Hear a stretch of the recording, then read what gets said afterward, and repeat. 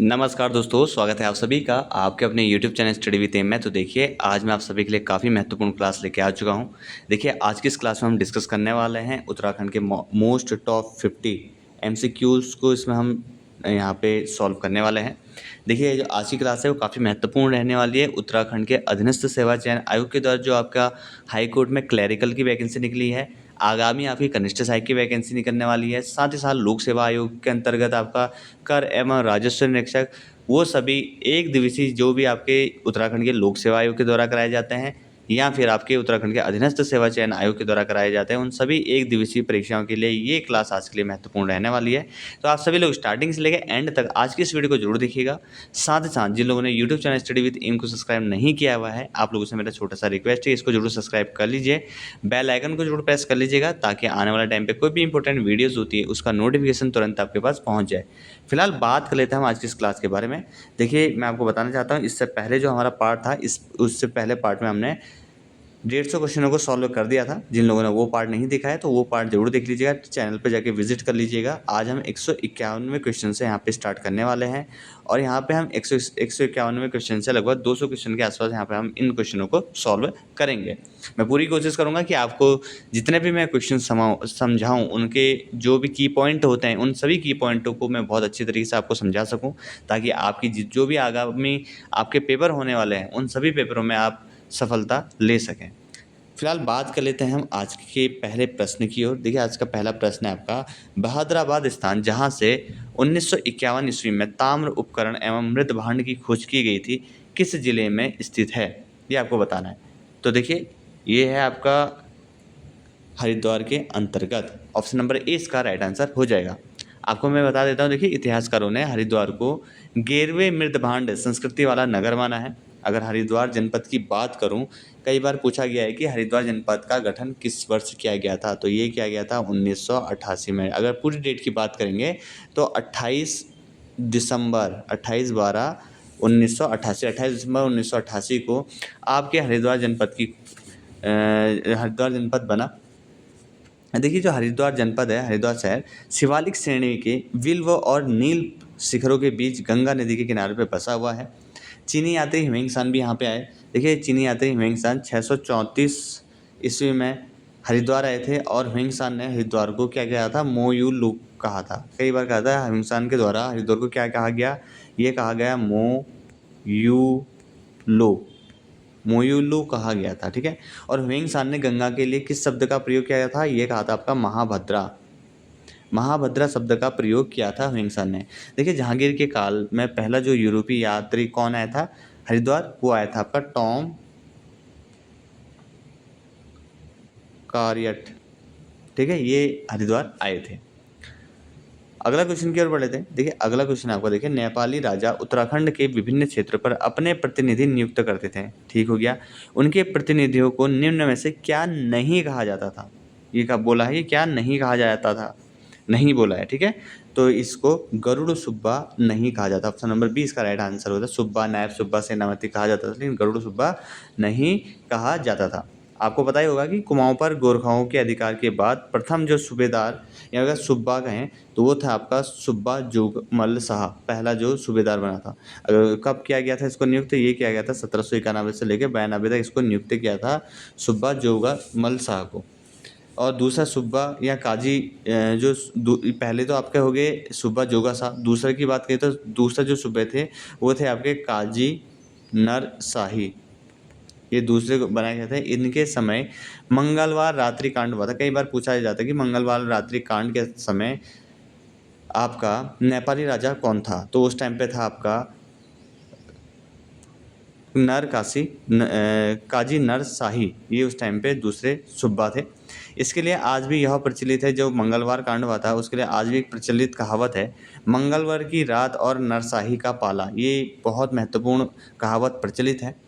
देखिए, जोगमल शाह ने कुमाऊं में पहला जो भूमि बंदोबस्त है उसको कराया था, और प्रत्येक जो भी बालिग व्यक्ति होता था उससे 1 रुपया मांगा, आपने देखा मांगा कर था, तो मांगा राज कर लिया जाता था, 1 रुपया मांगा कर लिया जाता था उससे 1 रुपया। ठीक है, देखिए, जो आपके नेपाली शासक हैं या कत्यूरी, नेपाली में इसमें जो पहला, जो मैंने आपको पहला बता दिया है कि जो पहला आपका इसमें गोरखा शासक था पहला, कई बार पूछा गया है कि जो गोरखा शासक है पहला वो कौन था। जैसे कि मैंने आपको पहले बता दिया है कि पहला जो गोरखा शासक था वो था आपका सुब्बा जुगमल शाह। इसको आप याद रखेंगे, इसीलिए मैं बार बार इस पर फोकस कर रहा हूँ। देखिए जो गोरखा हैं आपके, उसमें इनकी जो कर प्रणाली है ना काफ़ी महत्वपूर्ण है। इसमें आपके बहुत महत्वपूर्ण कर आपको पता होना चाहिए। सलामी कर, एक सलामी कर मैं आपको बता देता हूँ, थोड़ा बहुत याद आ रहा है। देखिए जो सलामी कर है यह एक प्रकार का नजराना होता था, कई बार पूछा भी गया है नजराना। और आपने देखा होगा इससे पहले यूके ट्रिपल एस सी के एग्ज़ाम में भी ये पूछा गया था। दूसरे कर की बात करें तो टीका भेंट कर। टीका भेंट कर क्या होता था, ये जो गोरखा शासक थे ये शादी व विवाह के समय लिया करते थे। टांड कर एक बहुत महत्वपूर्ण है, कई बार यूके ट्रिपल सी भी पूछता है टांड कर। तो टांड कर जो है ये हिंदू व भोटिया बुनकरों से लिया जाता था। ठीक है, अगला क्वेश्चन है आपका, निम्नलिखित में से कौन सा कथन सत्य है, ये आपको बताना है। भगवान राम ने अंतिम समय में बद्रिकाश्रम में तपस्या की थी, बिल्कुल गलत। ऑप्शन नंबर ए गलत हो जाएगा। निम्बर जो है वैष्णव मत का अनुयायी था, नहीं था ये वैष्णव मत का अनुयायी। अगला था आपका, कालिदास ने अभिज्ञान शाकुंतलम की रचना कर्णाश्रम में की थी, बिल्कुल कही थी। यहाँ पे इन्होंने अभी मालिनी नदी के तट पर आपने देखा होगा। तो और ऑप्शन डी है उपयुक्त में सभी कथन सही, ये भी गलत है क्योंकि उपयुक्त कोई भी कथन, उपयुक्त में पहले दो तो गलत हो गए, तो इसका option number C right answer हो जाएगा। ऑप्शन नंबर सी इसका राइट कथन है। अगला क्वेश्चन है आपका, यहाँ पे देखिए, पेशावर कांड के नायक वीर चंद सिंह गढ़वाली को कितने समय तक के लिए कारावास की सजा सुनाई गई थी, ये आपका क्वेश्चन है। कितने समय के लिए सुनाई थी, ये सुनाई थी सजा जो सुनाई गई थी, ये सुनाई गई थी आपकी 11 साल 3 महीने 18 दिन। ये ऑप्शन नंबर डी इसका राइट आंसर हो जाएगा। वीर चंद सिंह गढ़वाली जी के बारे में आपको थोड़ा बहुत बता देता हूँ। इनको 11 साल 3 महीने 18 दिन की सजा हुई थी। बात करें जन्म की, जन्म बहुत महत्वपूर्ण है, आपको जन्म याद रखना है। इनका जो जन्म हुआ था 11 दिसंबर 1891 को आपका वीर चंद सिंह गढ़वाली जी का जन्म हुआ था। कहाँ हुआ था पूछा जाता है तो ये हुआ था आपका पौड़ी के मासू गांव में। इनका गांव याद रखना है आप लोग, ठीक है, कई बार पूछा जा सकता है कथनों में, क्योंकि आपको पता ही है कि उत्तराखंड का अधीनस्थ सेवा चयन आयोग कथन कारक वाले भी प्रश्न पूछता है। और आगामी आपका जो कनिष्ठ सहायक का पेपर होगा उसमें आपको ये सभी चीज़ें देखने को मिलेंगी। उस टाइम पे आप कहोगे कि हाँ सर ने हमें बताया था। ठीक है, अगला बात कर लेते हैं। देखिए जो वीर चंद सिंह गढ़वाली हैं इनके बारे में थोड़ा बहुत जान लेते हैं। देखिए इनका जो वास्तविक नाम था, बात करते हैं वास्तविक नाम की, तो इनका जो वास्तविक नाम था वो था आपका चंद्र सिंह भंडारी। चंद्र सिंह भंडारी इनका वास्तविक नाम था। इनके पिता जो थे वो थे आपके जलौत सिंह भंडारी और पत्नी का नाम था आपका भागीरथी देवी। देखिए जो वीर चंद सिंह जो गढ़वाली हैं ये 2/18 गढ़वाल राइफल के सैनिक थे। बात करते हैं इसमें इनके द्वारा जो पेशावर कांड हुआ था, कब हुआ था वो पेशावर कांड, 23 अप्रैल 1930 को पेशावर कांड हुआ था। देखिए 23 अप्रैल 1930 को निहत्थे अफगान सैनिकों पर गोली चलाने से मना कर दिया था वीर चंद सिंह गढ़वाली जी ने, जिसे पेशावर कांड के नाम से भी जाना जाता है। गोली चलाने का आदेश किसने दिया था, कई बार पूछा गया है। पेशावर कांड में वीर चंद सिंह गढ़वाली जी को गोली चलाने का आदेश किसने दिया था, ये दिया था आपका कैप्टन रिकेट ने। कैप्टन रिकेट, कैप्टन रिकेट ने गोली चलाने के आदेश दिए थे, जिसके तो इस आदेश को इन्होंने नहीं माना था। और 1994 में आपको बता देता हूँ कि 1994 में इनके नाम पर डाक टिकट भी जारी किया गया है। ठीक है, तो ये कुछ चीज़ें हैं, इंपॉर्टेंट फैक्ट हैं। इन इंपॉर्टेंट फैक्टों को आप सभी लोग नोट डाउन जरूर कर लीजिएगा। अगला क्वेश्चन है आपका, देखिए 1911 में दलितों के लिए शिल्पकार शब्द का प्रयोग निम्न में से किसने किया था। शिल्पकार शब्द का प्रयोग किसने किया था ये आपको बताना है। तो इसका राइट आंसर हो जाएगा हरिप्रसाद टमटा जी ने किया था 1911 में दलितों के लिए शिल्पकार शब्द का प्रयोग। ठीक है, देखिए हरिप्रसाद टमटा जी की बात करें तो हरिप्रसाद टमटा जी एक दलित समाज सुधारक थे और 1905 में टमटा जी ने टमटा सुधार सभा का गठन भी किया था। टमटा सुधार सभा का गठन कब किया था, 1905 में, कई बार पूछा जाता है। ठीक हो गया। देखिए जैसे कि मैंने बताया कि 1911 में इन्होंने दलितों जो दलित हैं उनको शिल्पकार नाम दिलाने में प्रमुख योगदान रहा था। और 1934 में इनके द्वारा अल्मोड़ा से समता नामक साप्ताहिक पत्र का प्रकाशन भी किया गया था। समता नामक जो आपका साप्ताहिक पत्र था, उसका प्रकाशन किसने किया था? ये किया था आपका हरिप्रसाद टमटा ने, मुंशी हरिप्रसाद टमटा जी ने। अगला क्वेश्चन है आपका, देखिए चंद वंश के शासनकाल में सिरती क्या था? सिरती था आपका भूमिकर था, ठीक है, भूमिकर। ऑप्शन नंबर डी इसका राइट आंसर हो जाएगा। इसको देखिए सिरतान भी बोला जाता है। देखिए कृषि योग्य भूमि का जो वार्षिक भूमि भोगी होता है, जो भूमि स्वामी को वार्षिक किराया देता था, इसे ही सिरती कहा जाता था, ठीक है। आप समझ रहे हैं ना? होता क्या था, देखिए जो कृषि योग्य भूमि है उसका वार्षिक भोगी, यानी कि जो उसमें पूरे साल भर काम कर रहा है, वो क्या कहते हैं, उसके उस भूमि के भूस्वामी को वार्षिक किराया देता। जैसा आप भी देखते हो, लीज पे कुछ ज़मीनें दे दी जाती हैं, मालिक कोई और होता है लेकिन काम करने वाला कोई अलग होता है। होता क्या है कि देखिए जब कोई भूमि लीज पे दी जाती है तो भूमि का मालिक कोई होता है लेकिन उसमें काम करने वाला अलग होता है, वो उसका वार्षिक किराया उसको दे देता है। इसी प्रकार से क्या होता था कि कृषि भूमि योग्य का जो वार्षिक भोगी होता था, उसको जो वो भूस्वामी को वार्षिक किराया देता था, इसे ही क्या कहा जाता? सिरती कहा जाता था।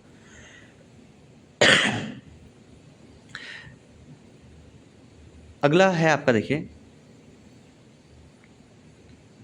अगर अभी देखिए इसमें कुछ और कर भी हैं, जैसे एक सिरती कर भी है, एक सिरती तो ये हो गई, सिरती कर भी है। सिरती क्या होता है? नगद कर होता था जो प्रायः माल भावर वो भूटिया व्यापारियों से लिया वो यहाँ वसूला जाता था। सिरती कर आपने ये भी सुना होगा। एक भात कर भी चंद शासक के टाइम पे देखिए भात कर भी लिया जाता था। भात कर लिया जाता था आपके बड़े उत्सवों में भात की दावत के लिए। एक भाग कर, एक तो भात हो गया, भात कर। भात कर क्या होता था? बड़े उत्सव में भात की दावत के लिए ये कर लिया जाता था। और भाग कर आपका घराटों पर लगने वाला कर होता था। मिझारी कर भी है, बहुत ही महत्वपूर्ण मिझारी। देखिए आपके जो मिझारी कर है, ये कामगारों से लिया जाने वाला कर था। और मौकर, एक मौकर भी था आपका चंद शासक में। मौकर होता था हर परिवार से लिया जाने वाला कर, ठीक है। अगला महत्वपूर्ण क्वेश्चन, श्रीदेव सुमन का बलिदान दिवस मनाया जाता है, कब मनाया? 23 जुलाई, 24 जुलाई, 25 जुलाई या 26 जुलाई? काफ़ी महत्वपूर्ण क्वेश्चन है। तो देखिए इसका जो राइट आंसर हो जाएगा वो है आपका 25 जुलाई। 25 जुलाई को आपका श्रीदेव सुमन जी का बलिदान दिवस मनाया जाता है। बात कर लेते श्रीदेव सुमन जी के बारे में। देखिए जैसे कि मैंने इससे पहले वीरचंद सिंह गढ़वाली जी के बारे में बताया था कि इनका जन्म 25 दिसंबर 1891 में पौड़ी के मासो गांव में हुआ था। उसी तरीके से श्रीदेव जो सुमन जी हैं, इनका जन्म हुआ था आपका 25 मई 1916 में। कहाँ हुआ था? टिहरी के जौल गांव में, ठीक है। ये गांव में इसलिए महत्वपूर्ण बता रहा हूँ कि कई बार उत्तराखंड का अधीनस्थ सेवा चयन आयोग पूछ लेता है। उत्तराखंड का लोक सेवा आयोग तो इतना नहीं पूछता है, लेकिन उत्तराखंड के अधीनस्थ सेवा चयन आयोग इस तरीके के क्वेश्चन पूछ लेता है। इसीलिए मैं इन थोड़े से क्वेश्चनों को थोड़ा बहुत जोड़ दे रहा हूँ, ठीक है। जौल गांव में इनका जन्म हुआ था। बात करते हैं कि देखिए 23 जनवरी 1939, फिर 23 जनवरी 1939 को देहरादून में टिहरी राज्य प्रजामंडल की इन्होंने द्वारा स्थापना करी गई थी। देखिए श्रीदेव सुमन जी ने लगभग 209 दिनों तक टिहरी जेल में बिताए और जेल में उनका कथन था, क्या था? कि तुम मुझे तोड़ सकते हो, मोड़ नहीं सकते। ये इनका बहुत महत्वपूर्ण कथन था। अब होता क्या है कि देखिए इनकी मानी नहीं गई थी, तो इनको 25 जुलाई 1944 को 84 दिन की भूख हड़ताल के बाद श्रीदेव सुमन जी की मृत्यु हो गई थी। और पहला जो श्रीदेव सुमन स्मृति दिवस मनाया गया था, कई बार पूछा गया है पहला जो श्रीदेव सुमन स्मृति दिवस कब मनाया गया था? बनाया गया था 25 जुलाई 1946 को पहला श्रीदेव सुमन स्मृति दिवस मनाया गया था। आई होप आपको हमारी जो आज की क्लास है वो पसंद आ रही होगी। देखिए मैं पूरी कोशिश कर रहा हूँ कि आप सभी लोगों को क्लास के साथ साथ आज के जो मैं जितने क्वेश्चन डिस्कस करवा रहा हूँ उनके साथ साथ आप सभी लोगों को उनके की पॉइंटों को ज़्यादा फोकस करूँ, उनके की पॉइंट बताऊँ, ताकि आप सभी लोग जिन लोगों को उनके की पॉइंट पता नहीं है वो सारे लोग उन की पॉइंट को याद रख सकें। देखिए होता कुछ नहीं है, अगर हम इसी तरीके से कोई भी एक क्वेश्चन है उस क्वेश्चनों को एक दूसरे क्वेश्चन से जोड़ते हैं तो उसी से हमारे बहुत सारे जो डाउट हैं वो क्लियर हो जाते हैं। अगला क्वेश्चन की ओर बढ़ लेते हैं। देखिए राइफलमैन गब्बर सिंह नेगी को किस युद्ध के लिए विक्टोरिया क्रॉस मरणोपरांत प्रदान किया गया था? वो कौन सा युद्ध था? तो वह था आपका न्यूवे चैपल युद्ध, ये आपको याद रखना है। बात करते हैं गब्बर सिंह नेगी की। देखिए इनका जो जन्म हुआ था वो टिहरी में हुआ था। टिहरी में राइफलमैन गब्बर सिंह नेगी का जन्म हुआ था। प्रथम विश्व युद्ध के दौरान ये दूसरी बटालियन के थे आपके राइफलमैन। इनको गब्बर सिंह नेगी जी को 1915 में मरणोपरांत आपका विक्टोरिया क्रॉस सम्मान प्रदान किया गया था। ठीक है, मरणोपरांत किया गया था। अब बता मैं आपको ये वहाँ पे जो प्रथम विश्व युद्ध चल रहा था उसमें तो ये दूसरी बटालियन में थे। लेकिन बात करें गब्बर सिंह नेगी की, गब्बर सिंह नेगी जो थे आपके ये 39वीं गढ़वाल राइफल के दूसरी बटालियन में राइफलमैन थे। देखिए आपको पता होना चाहिए गब्बर सिंह मेला भी लगता है। कहाँ पे लगता है ये? चंबा में। चंबा में ये वीर गब्बर सिंह मेला भी लगता है। कब लगता है ये प्रति वर्ष 21 अप्रैल को लगता है। याद रखेंगे 21 अप्रैल को गब्बर सिंह मेला चंबा में लगता है। अगला क्वेश्चन है आपका, यहाँ पे देखिए,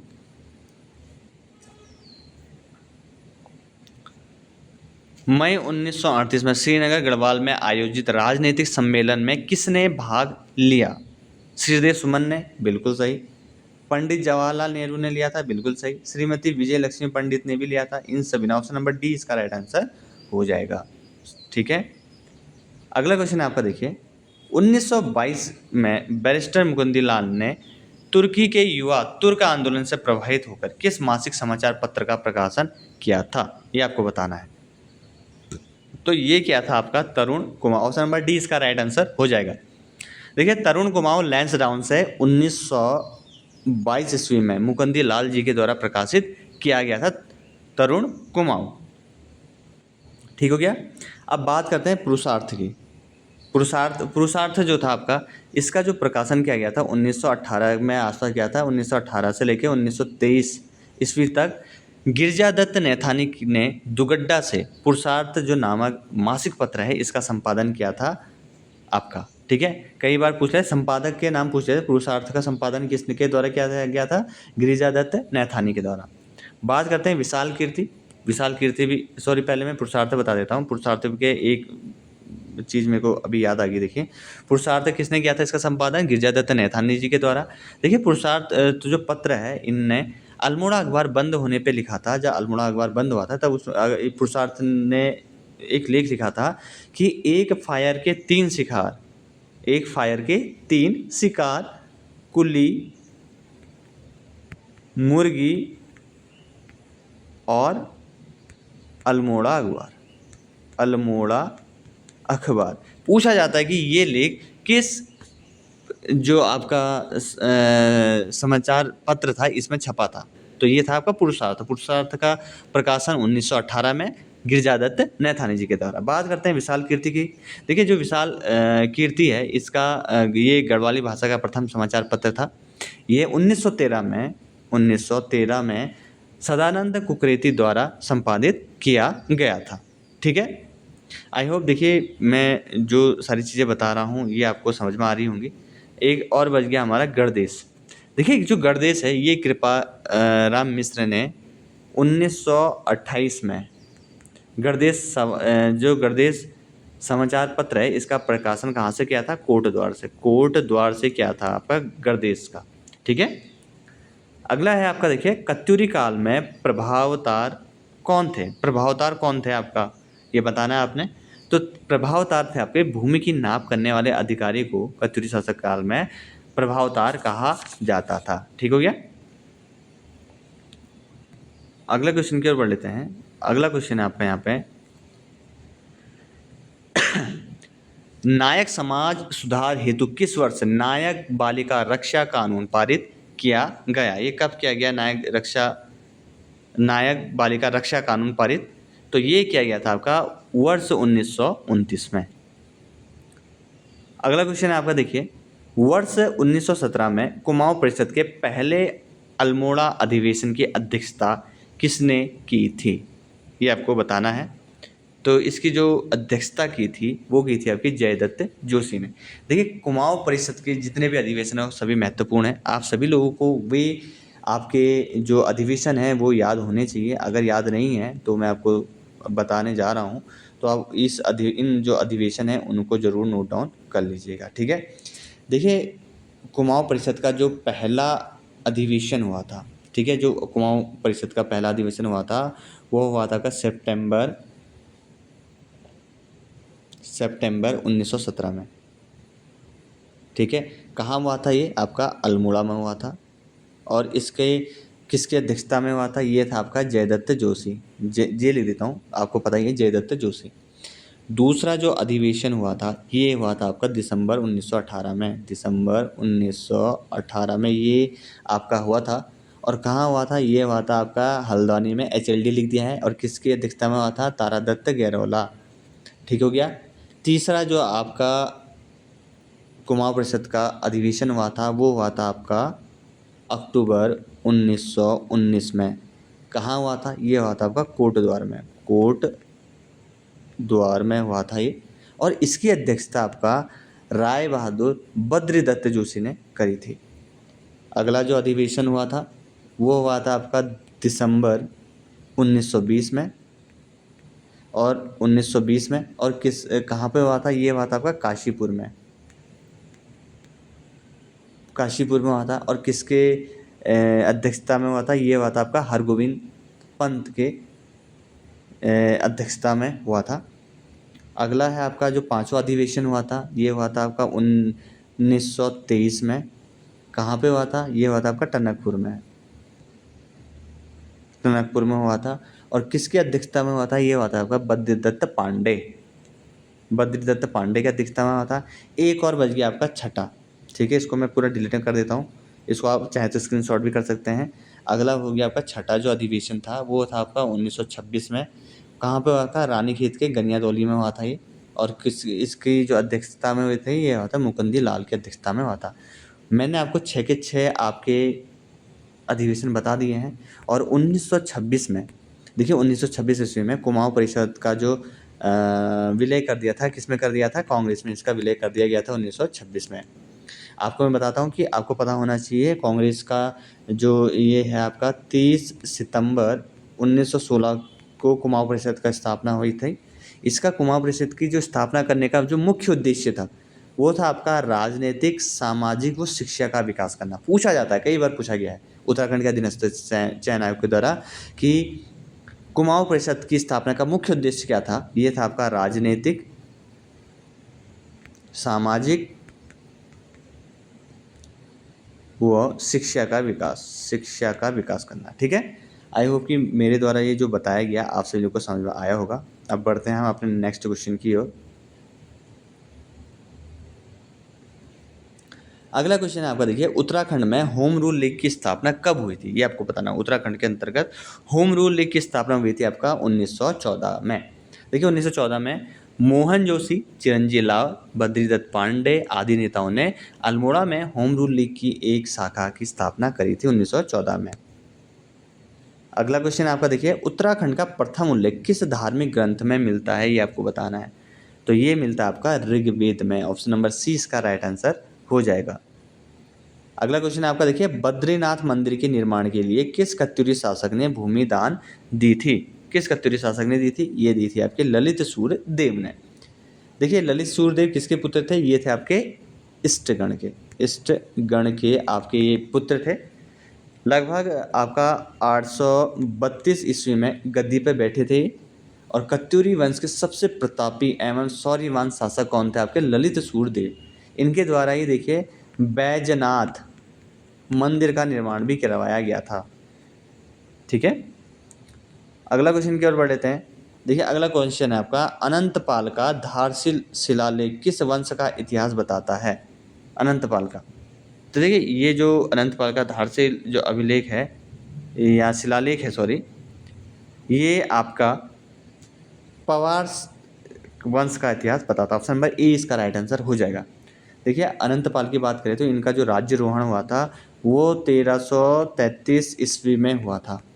रुद्रप्रयाग से 1994 ईस्वी से प्राप्त धारशिल शिलालेख का संबंध आपका कौन से शासक थे? अनंतपाल। ये थे आपके 29वें पवार शासक अनंतपाल से था, ठीक है। अगला क्वेश्चन है आपका, माप तोल हेतु धूलि पाथा चलाने का श्रेय किसे जाता है? काफ़ी महत्वपूर्ण है। इससे पहले जो क्लास फॉलो करते हुए आ रहे हैं उनको इसका आंसर बहुत अच्छी तरीके से पता होगा। तो ये थे आपके अजय पाल। ठीक है, मैंने काफ़ी बताया। देखिए, धूलि पाथा अजय पाल ने मापतोल के हेतु धूलि पाथा का प्रचलन किया था। ठीक है, अजय पाल की बात करें तो अजय पाल कौन से आपके पवार शासक थे? ये थे आपके 37वें थे आपके, और इनका जो शासनकाल था वो था आपका 1440 से लेके 1519 तक। 1440 से लेके 1519 तक इनका शासनकाल था। ठीक है, बात करते हैं अजय पाल की। देखिए, अजय पाल ने रसोइयों के लिए सरोला ब्राह्मण की नियुक्ति करी थी।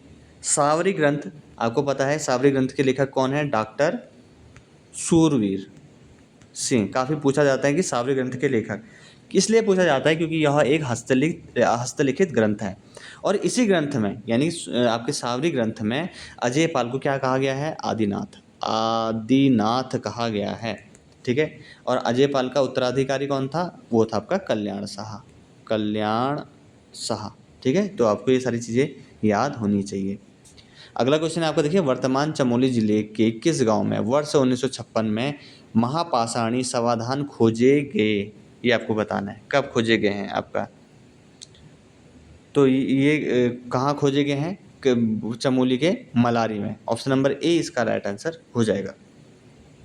अगला क्वेश्चन आपका देखिए, निम्नलिखित चंद शासकों में से कौन सा मुगल बादशाह अकबर से मिलने उनके दरबार गए थे? तो ये कौन गए थे? ये गए थे आपके रुद्रचंद्र। मैंने कई बार रुद्रचंद्र के बारे में बताया है। रुद्रचंद्र देखिए, बालू कल्याण चंद के पश्चात 45वें चंद शासक थे आपके रुद्रचंद्र, गद्दी पे बैठे थे। इनकी कार्यकाल की बात करें तो 1565 से लेके 1597 ईस्वी तक इनका कार्यकाल रहा था। देखिए, 1565 से जब इन्होंने कार्यभार संभाला तब से लेके 1587 तक ये एक स्वतंत्र राजा माने जाते हैं, लेकिन 1587 में इन्होंने किसकी अधीनता स्वीकार कर ली थी? ये कर ली थी आपके अकबर की अधीनता स्वीकार कर ली थी। देखिए, रुद्रचंद ने गढ़वाल में सरोला ब्राह्मण की भांति कुमाऊं में चौथानी ब्राह्मणों की मंडली भी बनाई। इससे पहले मैंने अजय पाल के बारे में बताया था। अजय पाल ने सरोला ब्राह्मण रसोइयों के लिए नियुक्ति किए थे, रसोइयों के लिए नियुक्ति किया था अजय पाल ने सरोला ब्राह्मण। उसी प्रकार रुद्रचंद ने आपका जो अजय पाल ने सरोला ब्राह्मण नियुक्त किए थे, उसी की भांति रुद्रचंद ने कुमाऊं में चौथानी ब्राह्मणों की मंडली भी बनाई थी। आई होप आपको समझ में आ रहा होगा ये सारी चीज़ें। देखिए, जो आपका रुद्रचंद है, इन्हें समस्त सामान्य जनता के लिए क्या शब्द यूज किया था? ये कहा करा था आपका पौड़ी 15 विश्वा शब्द यूज किया था।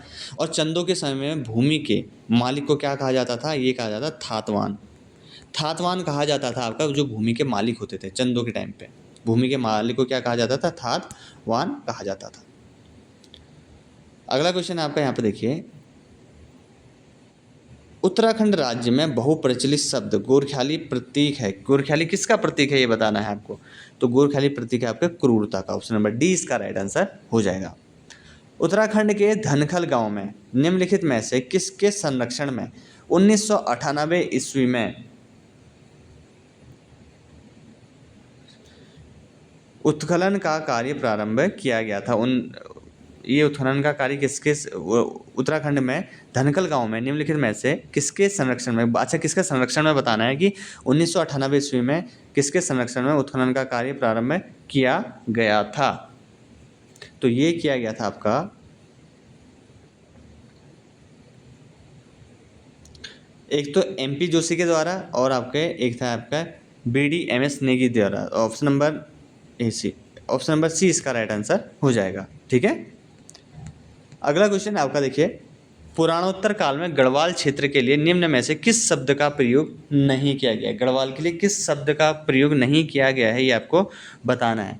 केदार मंडल का प्रयोग किया गया है, बद्रिका क्षेत्र के लिए का भी शब्द का प्रयोग किया गया है गढ़वाल क्षेत्र के लिए, तपोवन का भी किया गया है, लेकिन जो फल सीमा है ये नहीं किया गया। ऑप्शन नंबर डी इसका राइट आंसर हो जाएगा। अगला क्वेश्चन आपका देखिए, वीर चंद सिंह पेशावर कांड के नायक थे, बिल्कुल। इनको निम्न में से किसने गढ़वाली की उपाधि प्रदान करी थी? गढ़वाली की उपाधि प्रदान करी थी आपकी गांधी जी ने। ऑप्शन नंबर बी इसका राइट आंसर हो जाएगा। और इससे पहले ही मैंने आप सभी लोगों को वीर चंद सिंह गढ़वाली जी के बारे में आपको बता दिया है। आपको ये भी पता होना चाहिए कि मोतीलाल नेहरू ने पेशावर कांड के दिन को गढ़वाल दिवस मनाने की घोषणा की। गढ़वाल दिवस मनाने की घोषणा किसने करी है? पेशावर कांड को मोतीलाल नेहरू जी के द्वारा। ठीक है, इसको आप ध्यान रखेंगे। अगला क्वेश्चन है आपका, देखिए, अल्मोड़ा में पश्चिमी रामगंगा घाटी तथा नैनीताल जिले में पुरापाषाण कालीन उपकरण की खोज से संबंधित कौन है, ये आपको बताना है। तो ये हैं आपके doctor Yashodhar Mathpal. Option number B इसका राइट आंसर हो जाएगा। आपको पता होगा कि रामगंगा घाटी के नौला ग्राम में कप मार्क क्या होते थे? आपका ओखली टाइप का, जो पत्थरों में नीचे कप जैसे खुद रहते थे, कप मार्क की खोज यशोधर मठपाल ने की थी। ठीक है, हो गया। अगला क्वेश्चन है आपका यहाँ पे, देखिए,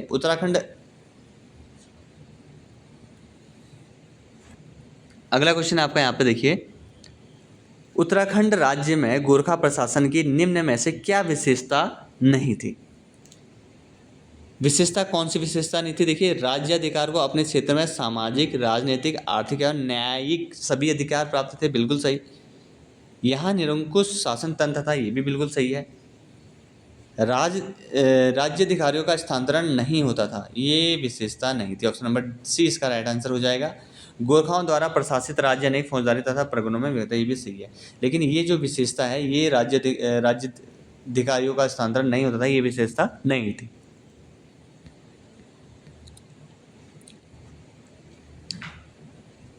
अगला क्वेश्चन है आपका, देखिए,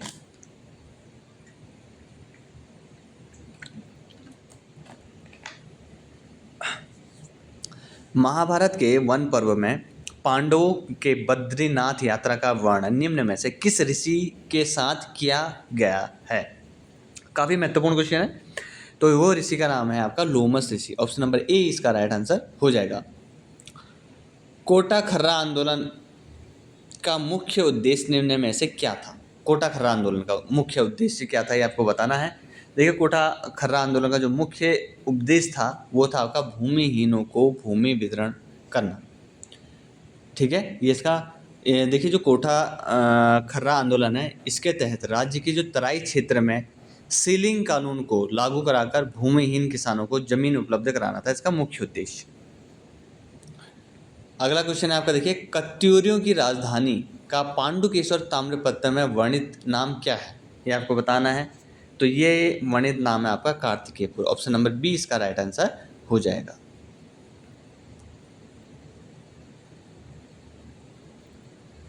अगला क्वेश्चन है, निम्नलिखित में से कौन कुड़िंद नरेशों से संबंधित हैं? कौन है? तो ये है आपके धनभूति, अमोघ भूति। ऑप्शन नंबर बी इसका राइट आंसर हो जाएगा। देखिए, उत्तराखंड में शासन करने वाली जो पहली राजनीतिक शक्ति थी वो क्या थी? आपके कुड़िंद। पहली जो राजनीतिक शक्ति थी कुड़िंद थे। आपको पता होगा जो कुड़िंद है ये किसके अधीन थे? मौर्यों के अधीन थे। मौर्यों के अधीन थे आपके कुड़िंद। और कुड़िंद वंश का सबसे शक्तिशाली जो शासक था वो था आपका अमोघ भूति। अमोघ भूति कुड़िंद वंश का सबसे शक्तिशाली शासक था। महाभारत में देखिए कुड़िंद को क्या कहा गया है? द्विज कहा गया है। आपको पता ही होगा महाभारत में कुड़िंद को द्विज कहा गया है।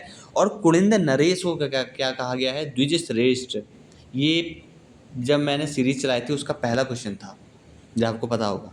देखिए, कुड़िंदों की जानकारी उनके 3 प्रकार की मुद्राओं से प्राप्त होती है। 3 प्रकार की मुद्रा पूछी जा चुकी हैं उत्तराखंड के अधीनस्थ सेवा चयन आयोग के द्वारा। ये 3 प्रकार की मुद्रा क्या थी? देखिए, जो 3 प्रकार की मुद्रा थी, जो पहली मुद्रा थी वो थी आपकी अमोघ भूति प्रकार की मुद्रा। दूसरी मुद्रा जो थी वो थी आपकी अल्मोड़ा प्रकार की मुद्रा। तीसरी जो मुद्रा थी वो थी आपकी चत्रेश्वर या फिर छत्रेश्वर प्रकार की मुद्रा। इन 3 मुद्राओं के नाम आप जरूर नोट डाउन कर लीजिए अगर आपको नोट डाउन नहीं है तो। अगला क्वेश्चन है आपका यहाँ पे, देखिए, उत्तराखंड में अशोक का शिलालेख स्थित है। कहाँ पे स्थित है? आपको पता ही है, कालसी में स्थित है उत्तराखंड में अशोक का शिलालेख। देखिए, कालसी शिलालेख की खोज की बात करते हैं। देखिए, कालसी जो शिलालेख है इसकी खोज आपके 1860 में मी फॉरेंट के द्वारा करी गई थी। और अगर इसका निर्माण की बात करूं तो जो कालसी शिलालेख है इसका निर्माण मौर्य शासक अशोक के द्वारा 257 ईसा पूर्व में किया गया था।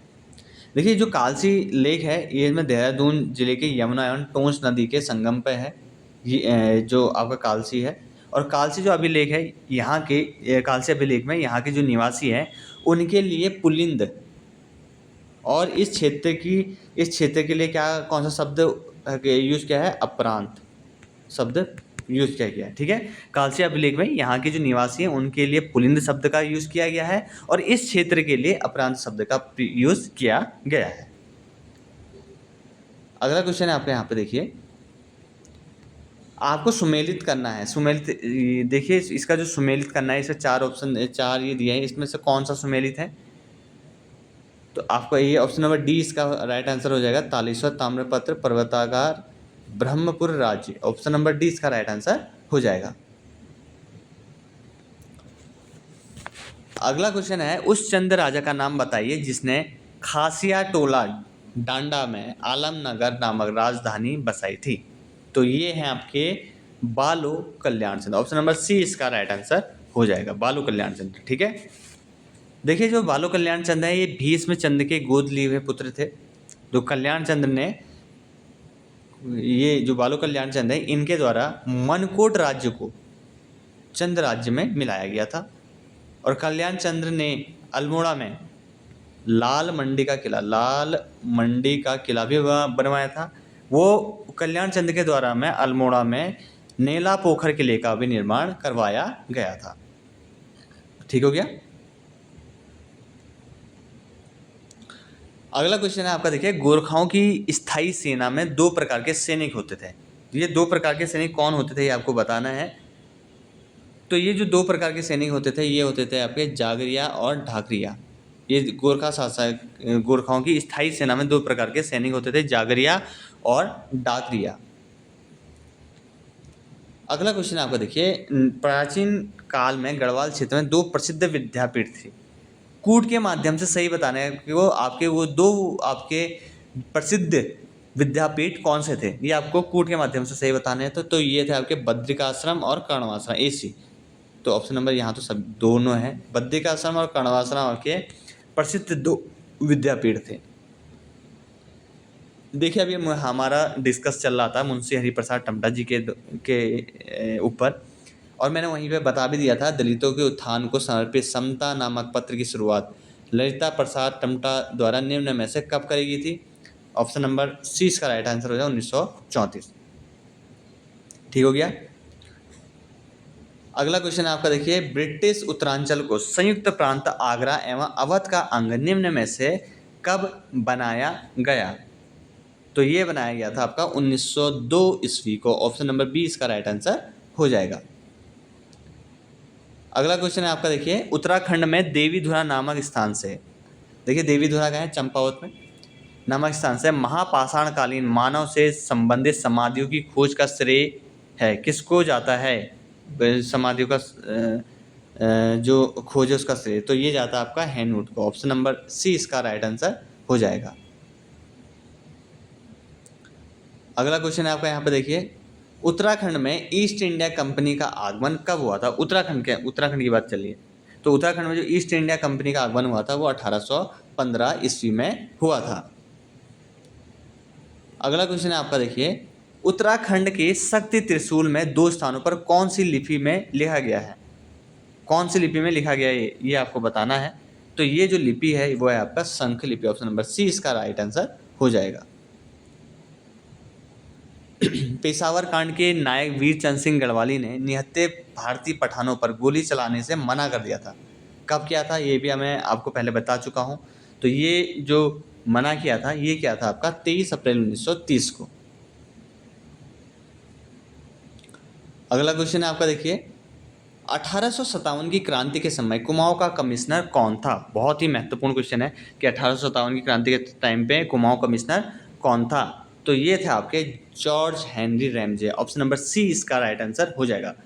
बात कर लेते हैं जॉर्ज रैमजे के बारे, हेनरी रैमजे के बारे में, थोड़ा बहुत इसके बारे में आपको समझा देता हूँ।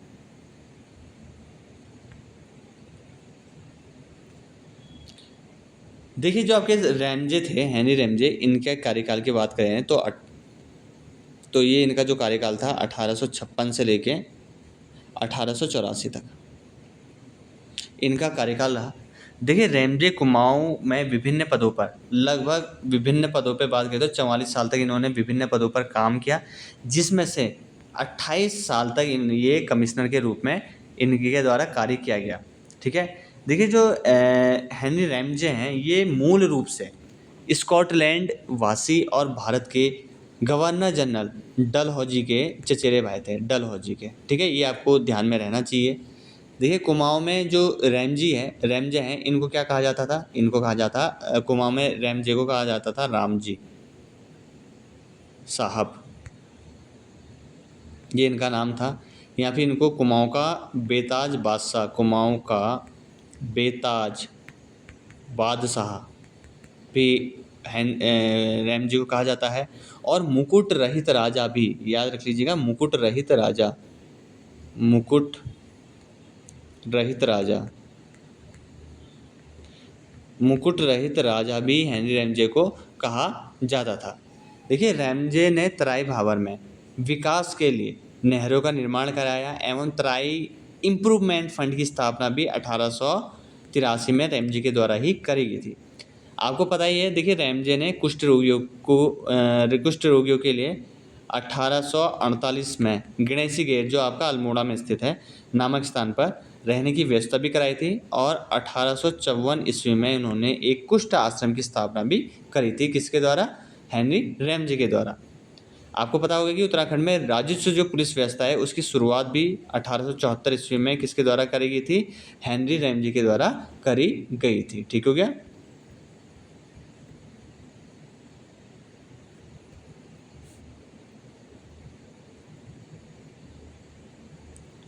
अगला क्वेश्चन आपका देखिए, उन कार्तिकेयपुर का अंतिम जो कत्यूरी राजा था वो कौन था, ये आपको बताना है। तो कार्तिकेयपुर का, कत्यूरी का नहीं, कार्तिकेयपुर का जो अंतिम राजा था वो थे आपके सुभिक्षराज देव। ऑप्शन नंबर डी इसका राइट आंसर हो जाएगा। अगला क्वेश्चन आपका देखिए, ब्रिटिश शासनकाल में उत्तराखंड में प्रधान का मुख्य दायित्व था। ब्रिटिश शासनकाल में प्रधान का जो मुख्य दायित्व था वो क्या था? ये था आपका राजस्व एकत्रित करना, जो था ब्रिटिश शासनकाल में प्रधान का मुख्य दायित्व होता था। अगले क्वेश्चन की ओर बढ़ लेते हैं। देखिए अगला क्वेश्चन आपका देखिए, गोरखा सैन्य प्रशासन की निम्न में से कौन सी विशेषता नहीं थी? कि ये कौन सी विशेषता नहीं थी, ये आपको बताना है। गोरखा शासक सैनिक शासन था, बिल्कुल सही। सामान्यतः सभी अधिकारियों की नियुक्ति सैनिकों में से ही होती थी, बिल्कुल सही। सैन्य प्रशिक्षण के लिए यूरोपीय अधिकारियों की भी नियुक्ति की जाती थी, ये भी सही है।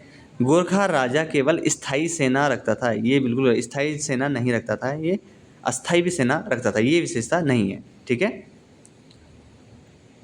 अगला है आपका देखिए, अल्मोड़ा के जाखन देवी मंदिर निम्न में से किस आदि जाति की निवास से संबंधित है? ये आपको बताना है। अल्मोड़ा की जाखन देवी से यक्षों के निवास से संबंधित जानकारी भी मिलती है। तो यक्ष आपका ऑप्शन नंबर ए इसका राइट आंसर हो जाएगा। अगला क्वेश्चन आपका देखिए, 1956 ईस्वी में मलारी नामक ग्राम में महापाषाणकालीन समाधानों का पता लगाने का श्रेय निम्न में से किसे जाता है? समाधानों का, तो ये जाता आपका शिव प्रसाद डबराल जी को। ऑप्शन नंबर बी इसका राइट आंसर हो जाएगा। ठीक है।